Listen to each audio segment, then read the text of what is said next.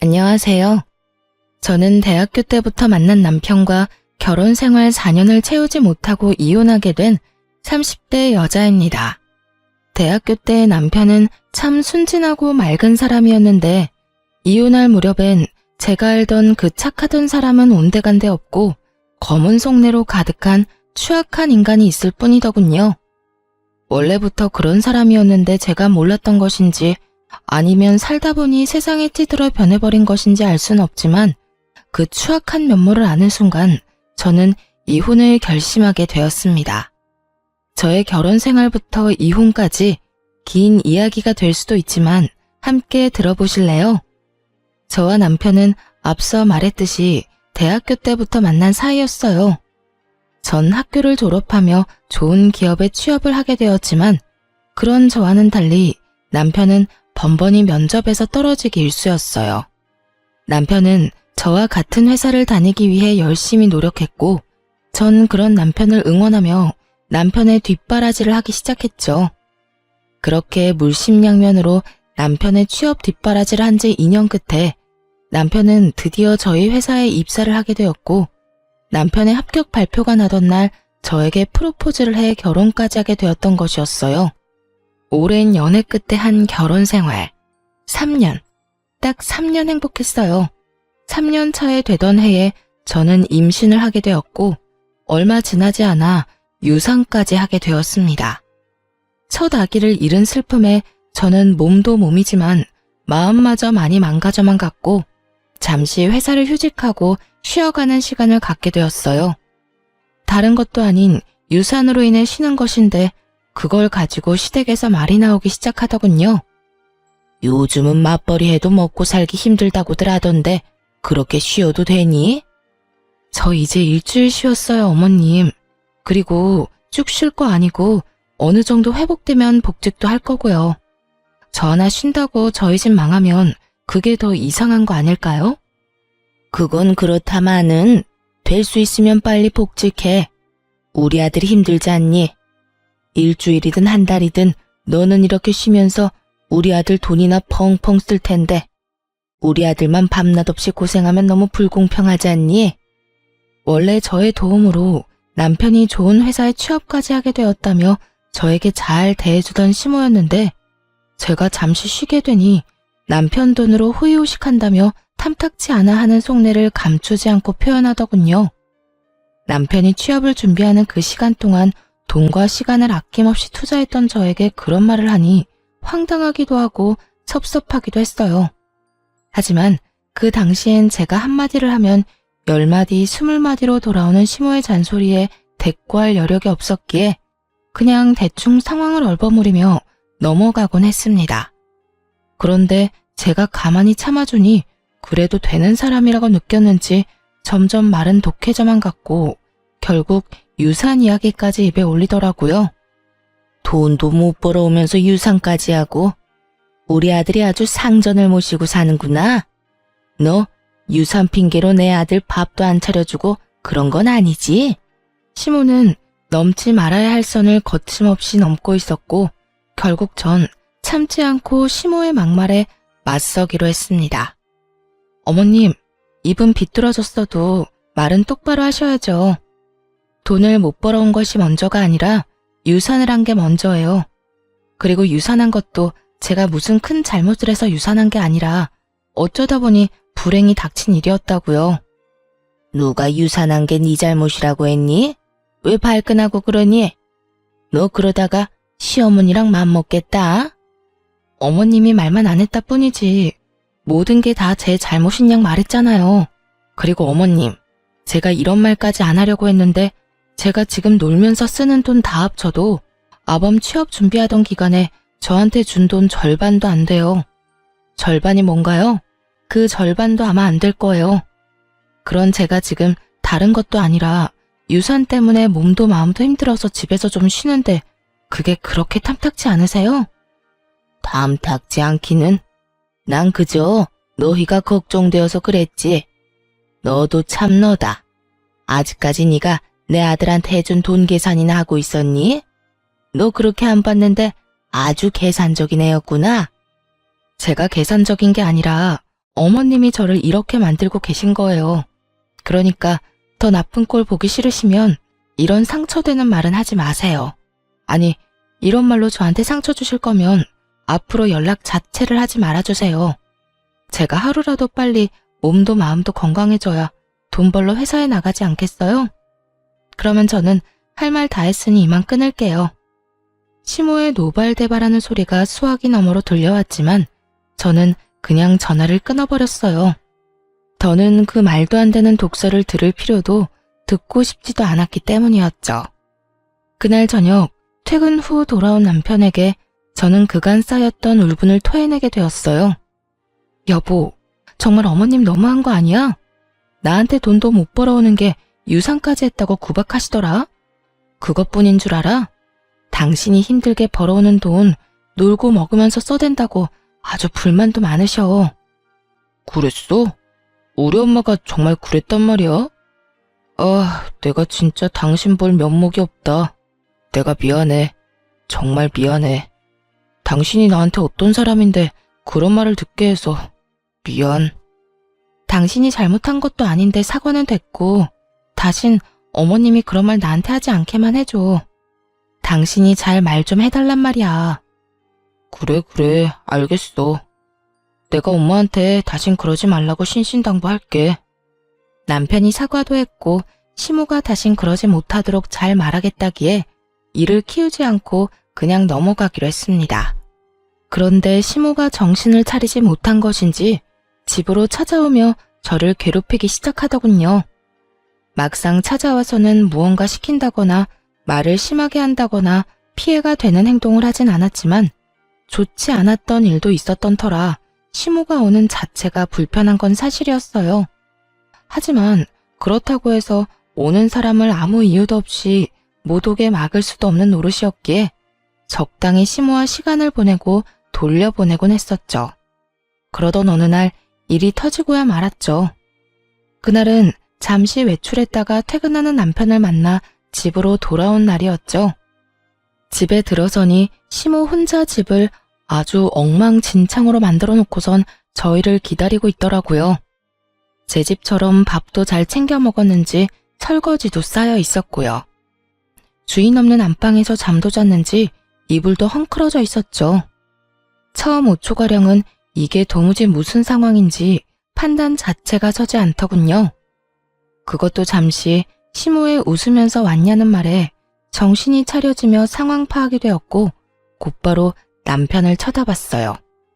문을 열어줄 사람이 없는데 시모가 집에 떡하니 들어와 있다는 것은 분명 남편이 비밀번호를 알려줬을 거란 확신 때문이었죠. 하지만 제 눈빛을 읽은 남편은 손사래까지 치며 아니라고 억울함을 호소하기 시작하더군요. 나 진짜 아니야. 난 엄마한테 비밀번호 같은 거 안 알려줬어. 내가 미쳤다고 그런 걸 당신이랑 상의도 없이 알려줬을까봐. 남편은 절대 아니라며 손사래를 계속해서 치고 있었고 그럼에도 제가 남편을 계속 보고 있으니 시모가 나서 자초지종을 설명해 주더라고요. 괜히 우리 아들 잡을 필요 없다. 우리 아들 말처럼 나 비밀번호 누르고 들어온 거 아니다. 저번에 왔을 때 보니까 마스터키가 수납장 안에 있길래 내가 미리 챙겨놨어. 오늘도 그걸로 열고 들어왔어. 그러니까 내 아들 좀 그만 쳐다보려무나. 그러다 귀한 우리 아들 얼굴 뚫리겠어. 시모는 자신이 어떤 짓을 한지도 모르는 채 당당한 태도였고 전 점점 화가 치솟고 있었어요. 제 표정은 점점 굳어져만 갔고 표정이 굳어지면 굳어질수록 남편은 제 눈치를 살피느라 바쁘더라고요. 시모는 그런 남편의 모습에 화가 난다는 듯 저에게 삿대질까지 하며 애먼 저를 잡아대기 시작하더군요. 넌 도대체 평소에 우리 아들을 얼마나 쥐잡듯이 잡아댔으면 저렇게 네 눈치를 보는 거야? 너 혹시 내 아들 숨도 못 쉬게 잔소리 퍼부으면서 사는 거니? 그런 거야? 시모는 저에게 득달같이 따져묻기 시작했고 전 그런 시모의 모습에 인내심이 바닥을 치는 소리가 들려오더군요. 어머님, 이 상황엔 평소 제가 잔소리를 하든 말든 그런 것과는 상관없이 제 눈치를 살펴야만 하는 상황이에요. 저희도 없는 집에 그것도 시어머니가 허락도 없이 마구잡이로 들어와서 집꼴을 이렇게나 엉망진창으로 만들어놨는데 남편이 제 눈치를 살피지 제가 남편 눈치를 살펴야 할까요? 허락? 내가 지금 허락도 없이 너희 집에 들어와서 기분이 나쁘다. 이거니 지금? 네, 좋을 리는 없잖아요.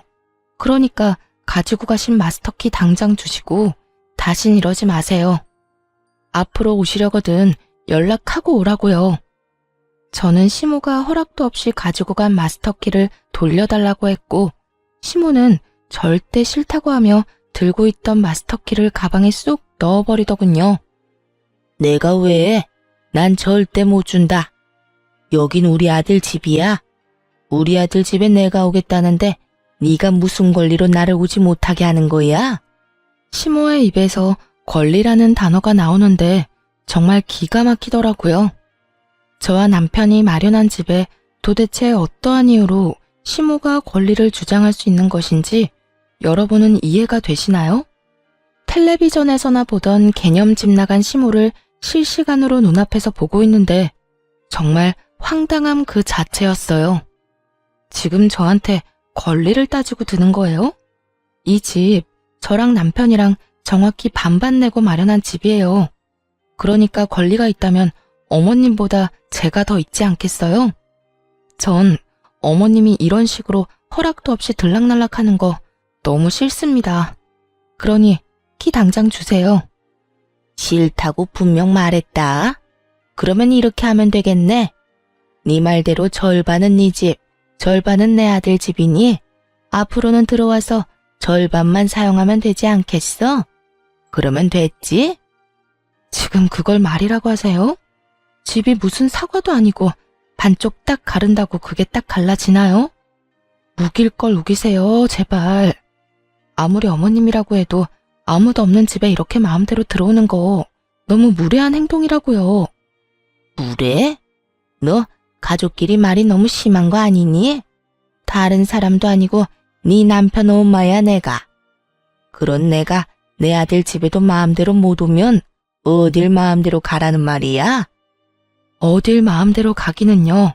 어머님 집 있잖아요. 거기나 마음대로 다니시고 저희 집엔 이런 식으로 마음대로 오지 마세요.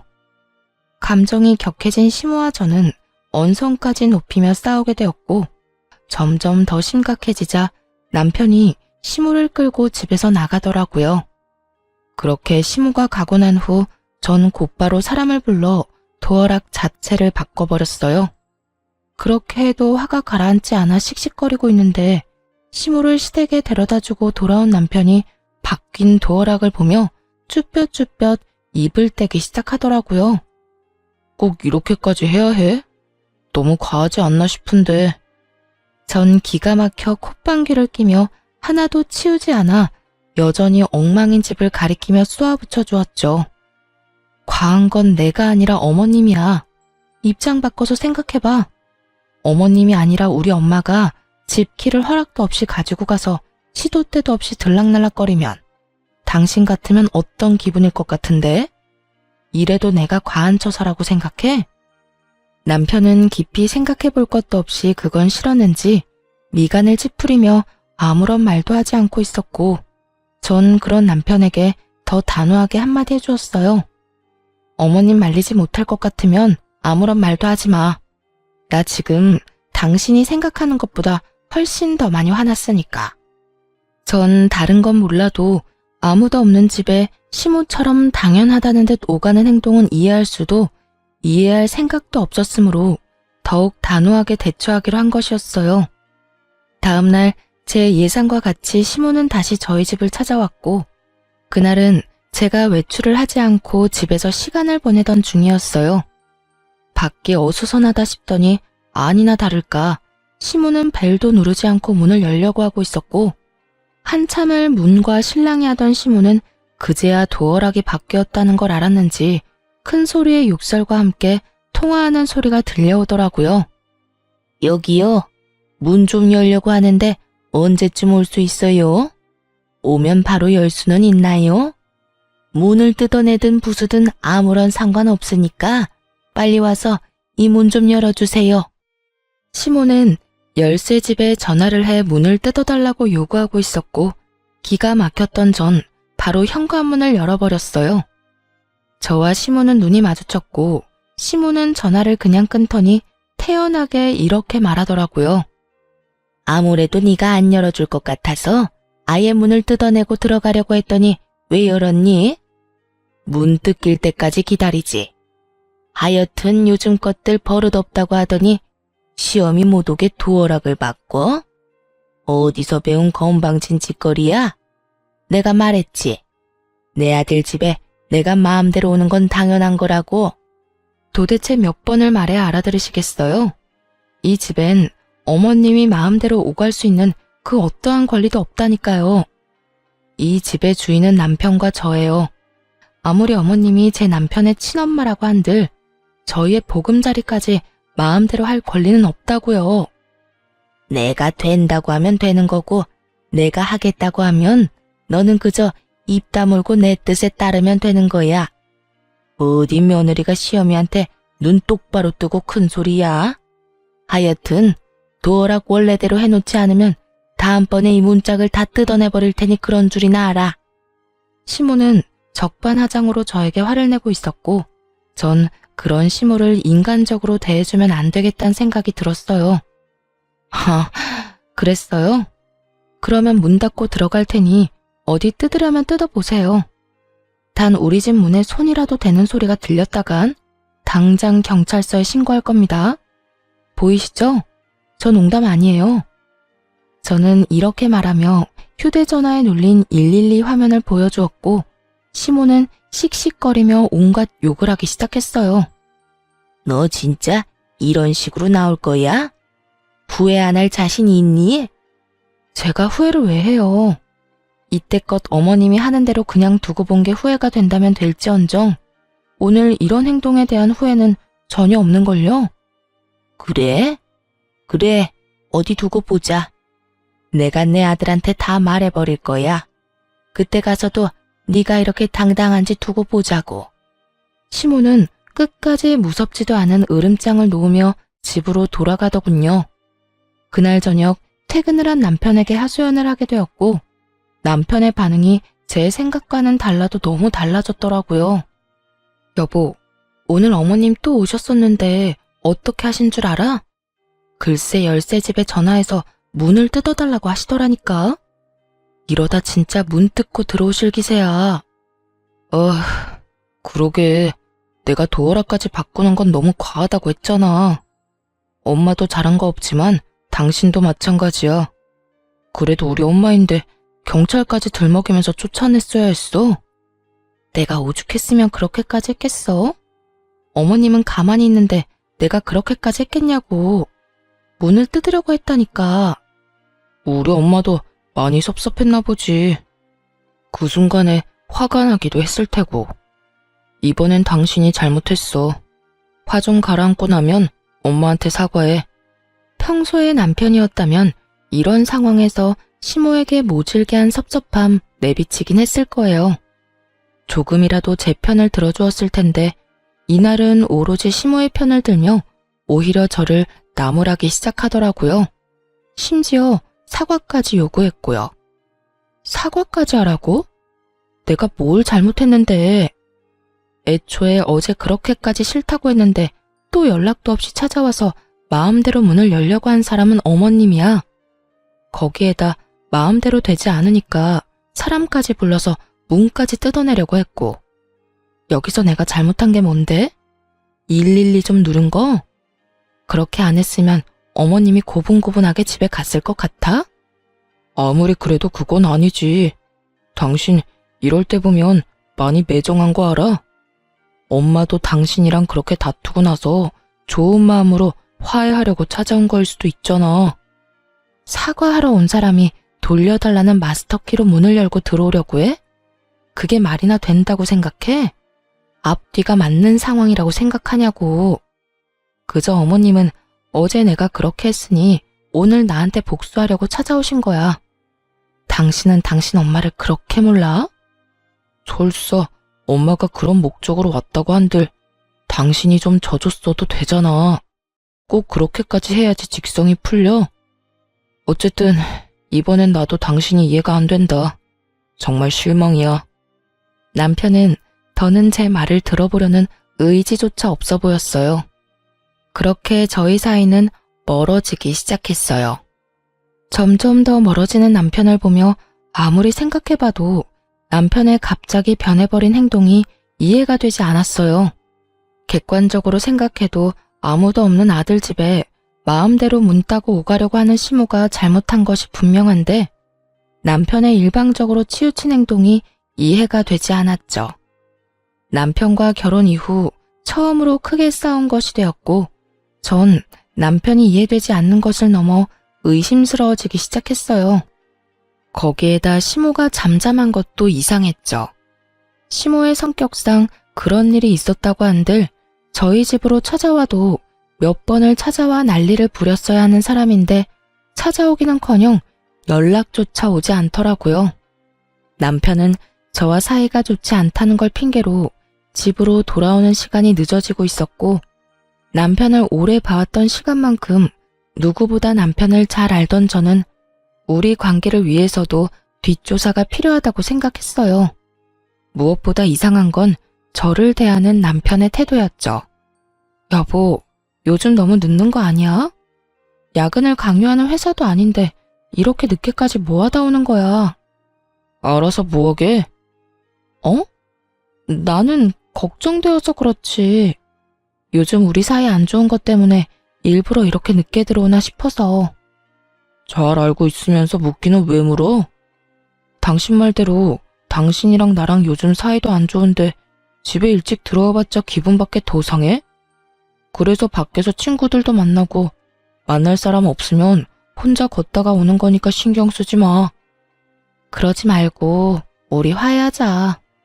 우리 문제로 싸운 것도 아니고 어머님 문제로 일어난 싸움 이렇게까지 길게 끌고 가봤자 우리한테 남는 게 뭐야? 당신도 편한 집 두고 밖으로 나돌게 되고 나는 집에서 그런 당신 걱정하게 되고 서로한테 이로울 게 없잖아. 당신한텐 이 문제가 그렇게 간단할지 몰라도 나는 이번 일을 계기로 당신한테 정다 떨어졌어. 한동안은 당신이랑 멀리하고 싶다고. 그러니까 그런 줄 알고 나한테 신경 쓰지 마. 이렇듯 남편은 저와의 관계 개선에 대해 전혀 의지가 없어 보이더라고요. 결국 전 흥신소의 남편을 의뢰하게 되었고 흥신소의 연락을 기다리고 있었죠. 그렇게 애가 다 타도록 연락을 기다리는 와중 평소 가까이 지내던 부장님에게 연락이 왔더라고요.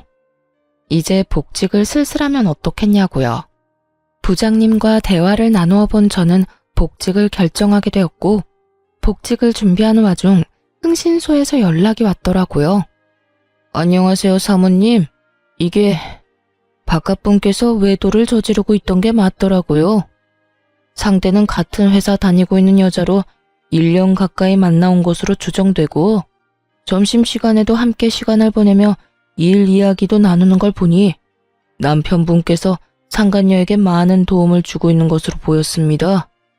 자세한 건 파일로 보내드릴 테니 한번 확인해 보시고요. 더 궁금한 점 있으면 연락해 주세요. 전화를 끊고 난 후 떨리는 손으로 파일을 열어보니 정말 가관이더라고요. 남편과 함께 회사에 다닌다던 상간녀의 정체는 다름 아닌 제가 회사에 다니던 때 제일 아끼던 후배로 제가 여러모로 도움을 많이 줬던 후배였어요. 1년이라고 하면 시모와 제가 그런 일이 일어나기도 전이었는데 그때부터 남편은 외도를 저지르고 있었다니 정말 기가 다 막혔어요. 두 사람은 일을 하며 가까워졌는데 남편이 주로 상간녀의 일을 도와주고 있었다고 하더라고요. 알아보니 제가 휴직을 하고 난 후 회사에서 남편과 상간녀의 일 처리 능력이 향상되었다고 다들 칭찬이 자자했다고 하더군요. 참 헛웃음이 다 나더라고요. 그건 역시 남편이 저에게 도움을 구하면 제가 조언을 하며 도움을 줬고 제 조언대로 남편은 처리했을 뿐인 상황이었어요. 정리하자면 남편은 저에게 도움을 얻고 상간녀는 남편에게 도움을 얻으며 회사에서 자리 잡고 있었던 것이었죠. 제 뒷바라지를 받으며 제 덕에 취업을 한 남편놈이 이젠 내 덕에 외도까지 저지르고 있었다는 사실을 알고 나니 두 연놈을 가만두면 안 되겠더라고요. 그렇게 복수를 계획하며 이혼을 준비하는 사이 복직 날짜가 다가왔고 전 서류들을 준비해 남편도 모르게 회사로 출근을 했어요. 출근을 하니 회의실에서 남편이 발표를 하고 있더군요. 1년을 이끌어갈 신규 사업 기획에 대해 발표하고 있었는데 전 그 회의실로 지체하지 않고 들어가 그 회의를 멈춰버렸죠. 잠시 멈추시죠? 갑작스러운 저의 등장에 남편은 크게 당황한 눈치였고 상간녀 역시 저와 남편의 눈치를 살피느라 바쁘더군요. 전 오래전부터 준비한 자료들을 직원들에게 보여주며 준비한 말을 꺼내기 시작했어요. 애초에 이건 제가 오래전부터 준비했던 아이디어인데 왜 차대리가 발표를 하고 있는 걸까요? 차대리, 이유가 뭘까요? 그래요. 부장님이 갑작스럽게 연락이 와 복직을 권했던 이유는 다름 아닌 이것 때문이었어요. 남편은 저도 모르게 제 노트북에서 제가 오랜 시간 동안 공들여 기획 중이던 아이디어를 마치 본인의 아이디어인 양 회사에 제출했고 제가 이 아이템을 구상하던 당시 함께 머리를 모았던 부장님이 저에게 연락을 줬던 것이었죠. 자료를 보니 상간녀도 팀원으로 이름이 올라와 있던 것으로 보아하니 상간녀 역시 모든 사실을 알고도 묵인하고 있었던 것이었어요. 저는 모든 사실을 알리며 남편에게 어떻게 된 일인지 물었고 당황한 남편은 그게 무슨 소리냐며 자신의 아이디어라고 딱 잡아떼기 시작하더군요. 그게 무슨 말씀이세요? 이건 제가 오랫동안 생각하고 기획한 제 아이디어라고요. 혹시 제 노트북 보셨나요? 제 노트북에도 이런 자료를 저장한 것이 있는데 그걸 그대로 뽑아와서 이러는 거 아니냐고 묻는 겁니다. 차대리야말로 제 노트북에서 이 기획을 훔쳐간 거겠죠. 양심도 없이 이게 무슨 짓입니까? 제가 그랬다는 증거라도 있어요? 내가 이 기획안을 훔쳤다는 증거라도 있냐고요. 뻔뻔하기 그지없는 남편은 끝까지 발뺌을 하며 증거 타령을 하고 있었고 전 그런 남편에게 콧방귀를 끼며 이렇게 말해주었습니다. 증거는 없고 증인은 있는데요. 생각을 좀 해보세요. 하필 차대리가 이 발표를 하는 날 하필 제가 이렇게 복직을 해서 회사에 나왔는데 그게 다 우연이라고 생각해요? 증인이라니 설마... 네, 맞아요. 부장님께 연락받았어요. 저하고 부장님이 함께 기획하던 아이디어인데 차대리가 떡하니 차대리 이름 붙여서 기획서 올렸다고요. 그러니 내가 편안히 쉴 수가 있었겠어요? 그게 부장님이랑 짜고 거짓말하는 걸 수도 있잖아요. 두 사람 워낙 친하니까 나 물먹이려고 거짓말하는 건지 어떻게 알아요? 다들 믿지 마세요. 이건 전부 거짓말이라고요. 남편은 끝까지 이상한 소리를 해대고 있었고 그때 프로젝트를 진행하게 되면 함께하려 했었던 직원들이 나서주기 시작했어요. 저도 증인이에요. 저도 그 프로젝트 시작하게 되면 참여할 수도 있다고 기획안이랑 다 살펴본 적 있거든요. 그래서 차 대리님이 이 계획서로 발표하실 때 이상하다 하긴 했어요. 저도요. 저 역시 기획안 본 적 있어요. 여러 사람이 제 말에 힘을 실어주고 있었고 남편은 더는 우길 수가 없다 싶었는지 붉어진 얼굴을 하고선 저를 회의실 밖으로 끌고 나와버리더군요. 당신 내가 잘 되는 게 그렇게나 꼴보기 싫었어? 아무리 그래도 그렇지 이건 너무하잖아. 당신이 이딴 식으로 나오면 내가 앞으로 회사 생활을 어떻게 해? 좋은 게 좋은 거라고 당신 노트북에서 묵혀 없어질 바엔 나라도 이렇게 꺼내주면 오히려 고마워해야 하는 거 아니냐고. 남편은 말도 안 되는 개소리를 참 뻔뻔하게도 내뱉더군요. 그리고 이 일이 잘 됐으면 내 진급은 따놓은 당상일 텐데 그렇게 됐으면 나만 좋아?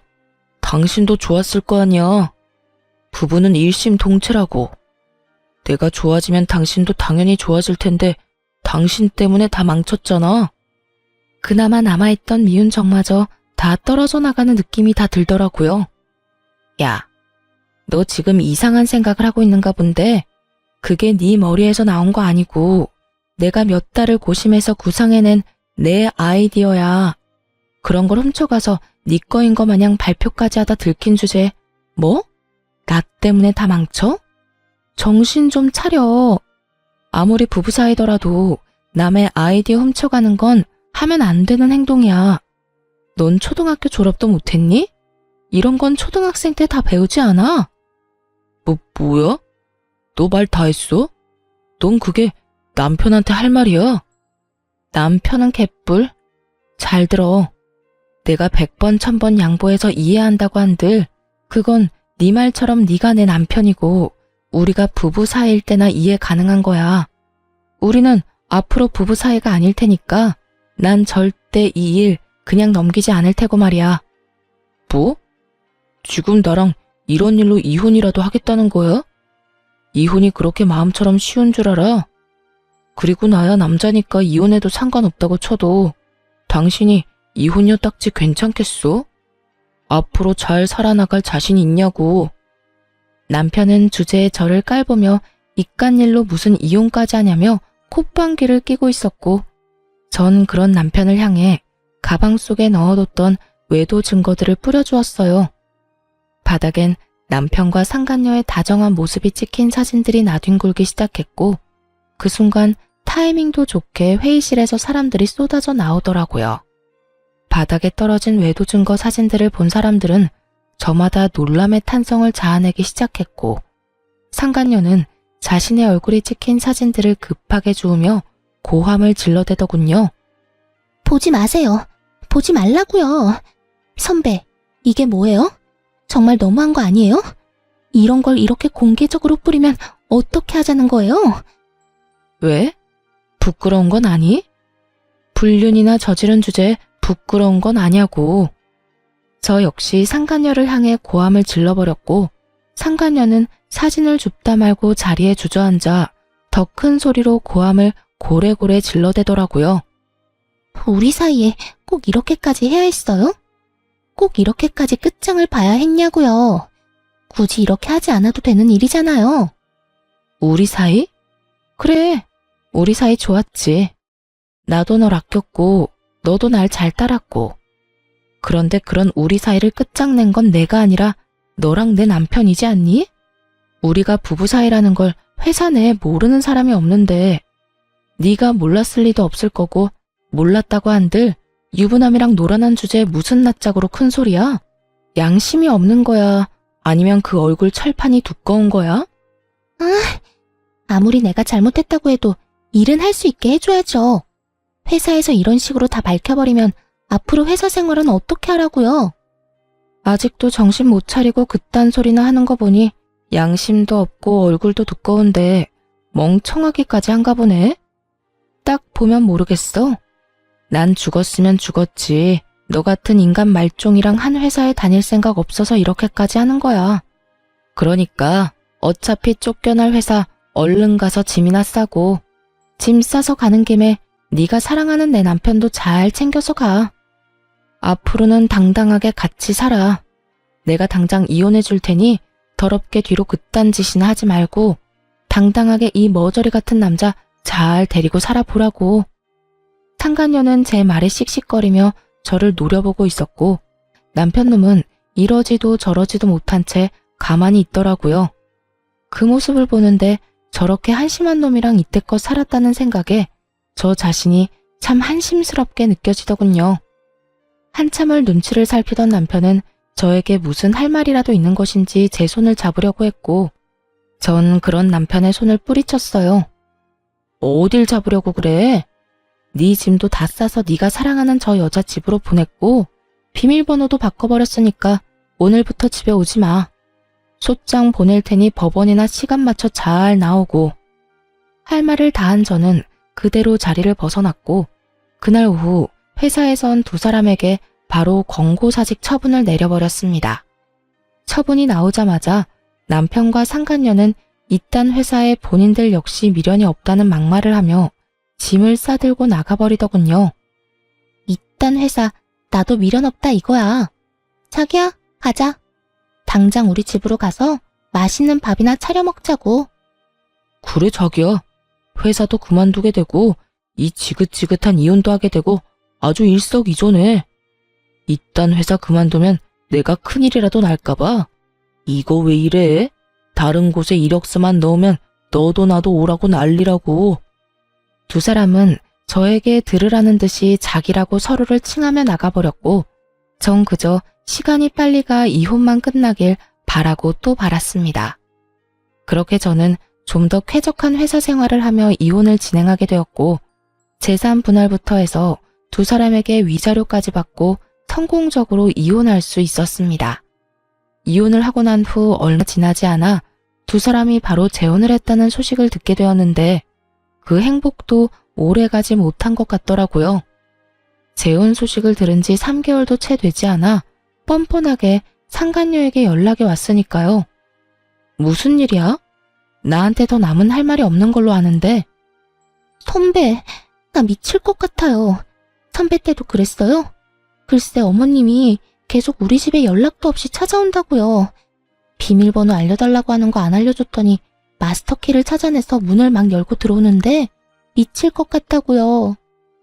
전 시모의 한결같은 그 개념 없는 행동이 그 순간엔 고맙기까지 하더군요. 상간녀의 말을 들어보니 전 시모는 여전히 아들 집을 제 집처럼 생각하고 있었고 이번엔 먼저 비밀번호를 알려달라는 요구를 했다고 하더군요. 하지만 그것이 거부당하자 저에게 했듯이 마스터키를 찾아내서 아들 집을 제 집처럼 오가고 있었던 것이었어요. 하지만 상간녀 역시 이런 일을 당하고 있을 사람은 아니었어요. 그래서 그 말 하려고 나한테 전화한 거야? 아니요. 선배 때는 어땠나 해서요.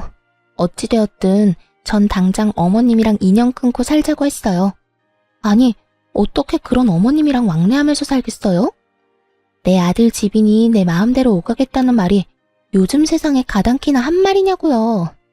제가 당장 영 끊지 않으면 이혼이라고 하니까 2번 이혼은 싫은지 인연 끊겠다고 하더라고요. 전 남편은 2번의 이혼은 싫었는지 그렇게나 죽고 못 살던 전 시모와의 인연을 끊겠다고 했고 상간녀는 자랑과 하소연을 오가며 그간의 모든 이야기를 다 풀어놓을 기세로 말하기 시작했어요. 그래서 할 말이 뭔데? 왜 전화까지 해서 묻지도 않은 네 사생활 이야기를 늘어놓는 거야? 그게 막상 이렇게 되고 나니까 하소연할 데가 없더라고요. 생각나는 사람은 선배밖에 없고 회사에서도 선배였지만 이 집안 생활에서도 선배잖아요. 그래서 이것저것 궁금한 게 많더라고요. 말이 나왔으니까 물어보는 건데 저 인간 저희 다니던 회사의 취업은 어떻게 한 거예요? 아직까지 취업도 못하고 집구석에서 놀고 있어요. 저는 임신까지 덜컥 해버려서 취업도 안 되고요. 정말 이러다가 미쳐버릴 것 같아요. 무슨 남자가 능력이 없어도 저렇게까지 없을 수가 있는지. 요즘 새삼 저딴 놈 데리고 산 선배가 대단하다는 생각이 다 든다니까요. 상간녀는 여전히 제가 본인을 아끼는 선배라 생각하고 있는 것인지 할 말 못할 말 구별도 하지 못하고 그저 입에서 나오는 대로 하소연을 하고 있더군요. 야, 내가 가만히 들어주니까 계속해도 되는 줄 아나 본데 적당히 좀 해. 나 네가 데리고 사는 남자 전부인이야. 네 인생 네가 꼬아놓고선 누구한테 전화해서 하소연질이야? 네 인생은 네가 알아서 행복하게 잘 살아보도록 하고 다신 이딴 전화도 하지 마. 알겠어? 전 그대로 전화를 끊어버렸고 한동안은 그 인간들을 잊고 살았어요. 그런데 이 지긋지긋한 소식의 피날레를 장식해줄 연락이 전 남편에게서 오더라고요. 저기, 잘 지냈어? 혹시 내 와이프한테 최근에 연락 온 적 있었어? 전 남편은 망설이는가 싶더니 본론을 꺼냈고 전 그런 전 남편에게 비웃음을 지어주며 대답해줬어요. 네 부인을 왜 나한테 찾아? 설마 홀몸도 아닌데 집이라도 나간 거야? 그게... 집사람 유산했어. 대강 아는 것 같으니까 편하게 이야기할게. 나 집사람 때문에 엄마랑 인연까지 끊었는데 그것 때문에 엄마가 화가 많이 났었나 봐. 당신도 알잖아. 우리 엄마가 나에 대한 사랑이 유별난 거. 그런데 그런 아들이랑 며느리 때문에 영까지 끊게 생겼으니 화가 나지 않았겠어? 그래서 하고 싶은 말이 뭔데? 할 말 있으면 빨리 해. 우리가 전화 길게 할 사이는 아니잖아. 그래서 우리 엄마가 화가 많이 났는지 우리 집에는 못 들어오니까 우리 집 근처에서 기다리고 있다가 집사람을 좀 괴롭힌 모양이야. 처음엔 말로 하다가 점점 감정이 과격해지면서 손까지 올린 모양이더라고. 그것 때문에 임신 초기였던 집사람은 유산까지 해버렸고 말이야. 그래서 태어나는 날 데리러 갔더니 도망을 쳐버렸는지 어디에도 없고 연락도 안 돼. 알만한 상황이었어요. 전 시모의 성격에 연을 끊게 만든 상간녀를 가만둘 리 없었고, 그렇지 않아도 아끼고 아끼던 아들이 재혼남이 된 것도 모자라 백수까지 되어서 그렇지 않아도 기회를 엿보고 있었던 터겠죠. 이런저런 감정이 다 섞인 전 시모는 상간녀를 호되게 몰아붙였고, 그렇게 유산까지 하게 된 상간녀는 그대로 살고자 도망을 쳐버린 것이었어요. 그래서 나한테 연락을 한 거야? 혹시나 네 부인이 나한테 찾아라도 왔을까봐? 다 연락해봤는데 다들 모른다고 하길래. 달린 머리로 생각이란 걸 좀 해. 장식용으로 그저 달고만 다니기엔 너무 무겁지 않아? 생각을 해서 활용을 좀 하라고. 너 같으면 네 엄마랑 너 피해서 도망가는데 전 부인한테 연락을 했겠어? 내가 무슨 짓을 할 줄 알고? 아니, 난 혹시나 해서 연락해 본 거야. 당신 잘 지내나 싶기도 하고 겸사겸사 안부나 물을 겸 해서 말이야. 내 안부 물을 시간에 너나 똑바로 살아. 그 난리를 피우고 재혼까지 해놓고 아직도 그러고 살아? 네가 마누라를 지킬 수나 있니? 네 애를 지킬 수나 있니? 제발 정신 좀 차리고 살아. 무슨 말을 그렇게까지 하냐? 나라고 뭐 속이 편한 줄 알아? 그런 일이 일어난 걸 나보고 어떻게 하란 말이야. 그리고 집사람이 그렇게 쉽게 유산될 줄 남들 알았겠어? 다 됐고. 네 가족은 네가 알아서 찾고 나한테 다시는 연락도 하지 마. 이렇게 저는 전화를 끊어버리려고 하는데 시모의 다급한 목소리가 들려오더군요. 잠깐만. 여보세요. 끊었니? 여보세요. 말하세요. 아직 안 끊었네. 대답을 좀 빨리 하면 얼마나 좋니? 난 또 끊은 줄 알았지 않니? 할 말 있으면 빨리 하라고요. 성질 급하기는. 너도 이야기 다 들었다시피 우리 아들이 다시 혼자가 되게 생겼어. 그래서 하는 말인데 네가 다시 돌아오면 안 되겠니? 네? 그러니까 저한테 지금 재결합이라도 하란 말인가요? 그래. 지금 집 나간 물건은 몸도 너무 약하고 무엇보다 되바라져서 다시 돌아온다고 해도 안 받아줄 예정이다. 내가 곰곰이 생각해봤는데 우리 아들한텐 네가 딱 맞아. 네가 취업 못하는 우리 아들 2년 만에 취업도 시키지 않았니? 그러니까 이번에도 우리 아들이랑 같이 살면서 다시 한번 사람 구실하고 살게 만들면 되지 않겠니? 정말 감탄이 다 나오더라고요. 어떻게 사람이 뻔뻔해도 이렇게까지 뻔뻔할 수가 있는지 놀랍기까지 했으니까요. 하긴 조강지처였던 저는 3년 만에, 그리고 재혼한 상간녀는 3개월 만에 내쫓았는데 이 정도 뻔뻔해야 가능한 일이었지 않나 싶기도 하더군요. 대답을 목이 빠지라 기다리는 듯 했고 전 그런 전시모에게 크게 한 방 먹여주기로 했어요. 아줌마, 잘 들으세요. 아줌마 같은 인간이랑 가족으로 다시 엮일 바엔 평생 혼자 살 거네요.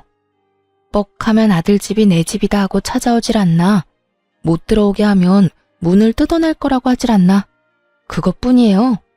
아들하고 며느리 사이의 이간질은 물론이고 이번엔 뱃속의 손주까지 그 손으로 잃게 했다면서요. 그런 아줌마 며느리를 다시 하라고요? 내가 어떻게 이혼했는데 그 짓을 다시 하러 제 발로 가겠어요? 정신 차리세요. 정신 차리는 김에 아들 재혼도 못하게 하고요. 또 누구 인생 망치려고 아들 재혼을 시켜요? 그냥 그 능력도 없는 놈 끼고 평생 사세요. 시모는 입에 담지도 못할 욕을 하기 시작했고 마지막으로 으름장을 놓고 전화를 끊어버렸어요. 아줌마나 아줌마 아들이나 다신 나한테 전화하면 이번에야말로 경찰에 신고할 테니 그런 줄 알고 끊어요. 그렇게 전화를 끊어버린 후 저는 바로 번호를 바꿔버렸어요. 제가 알기론 퇴직금도 저에게 위자료로 주고 신혼집도 빚을 내서 마련한 집일 텐데 빚쟁이가 된 아들을 꼼짝없이 안고 살게 된 전시모나 빚쟁이 백수가 되어버린 전남편이나 인생이 제대로 꼬여버린 상간녀까지 그 앞날이 참 시궁창이었겠다 싶었네요. 그 후 전 회사에 다니며 잘 지내고 있어요. 한동안은 저의 이혼 스토리 때문에 떠들썩하긴 했지만 이젠 시간이 꽤 흘러 그 이야기를 꺼내는 사람은 없네요. 전 올해 진급을 했고 여전히 혼자인 채로 지내고 있습니다. 혼자인 자유를 만끽하고 있다고나 할까요? 주말엔 집에서 온종일 잠을 자며 충전의 시간을 갖기도 하고 혼자 영화를 보러 다니고 여행도 다니며 아주 만족스러운 시간을 보내고 있어요. 가끔 외로워질 때도 있지만 가끔 느껴지는 그 외로움마저 행복하게 느껴지는 걸 보면 이혼 참 잘했다고 생각하기도 해요. 앞으로도 전 저만의 인생을 위해 살아갈 예정이에요. 더는 누군가를 위해 헌신하는 것이 아닌 제 행복, 제 안위만을 위해 두 번째 인생을 멋지게 살아가 보려고요.